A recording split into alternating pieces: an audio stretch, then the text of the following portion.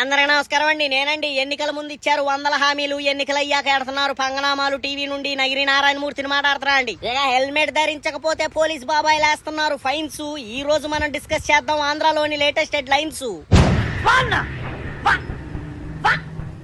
ఇక పక్క దేశంలో బ్రతుకుతున్న ఆయన గారి 7 ఏళ్ల బిడ్డకి చిన్న గాయం అయితే గగ్గోలెడుతూ ట్వీట్ల మీద ట్వీట్లేసిన ఆంధ్రాలోని సగం జనం అదే మన రాష్ట్రంలో మద్యం మత్తులో 3 ఏళ్ల పసిపాపై అఘాయిత్యం చేసి చంపేస్తే ఎవ్వరు నోరు మీద పని వైనం. ఇక ఆనాడు చిత్ర పరిశ్రమతో ప్రభుత్వానికి ఏంటి సంబంధం అంటూ వేశాడు భారీ డైలాగులు. ఇక ఈనాడు అధికార అహంకారంతో అన్నం పెట్టిన అదే చిత్ర పరిశ్రమకి మీడియా ప్రకటనల ద్వారా వార్నింగ్లు. ఒరే అన్న రూల్స్ పెడతారు, ఆయన ఫాలో అవ్వరు, కానీ మనం ఫాలో అవ్వాలి. ఇక చక్కటి రోడ్లు వేశామంటూ చెప్పుకుంటూ సోషల్ మీడియాలో పబ్లిసిటీకై పెట్టారు పోస్టులు.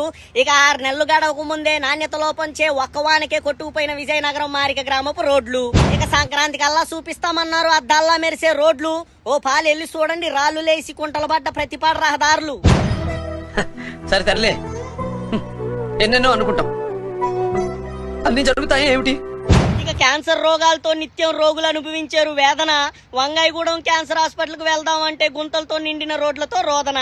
ఇక నాణ్యతమైన ఓ మంచి రోడ్డు వేయడం అంటే ఎప్పటికప్పుడు తమరికి అనుకూలంగా మాటలు మార్చి మాట్లాడినంత ఈజీ కాదు, గుర్తుపెట్టుకో పవర్ రేంజర్ అంటూ పలువురు రాజకీయ విశ్లేషకులు గుసగుసలాడుతున్నారని సమాచారం అండి. ఉంటాండి మరి.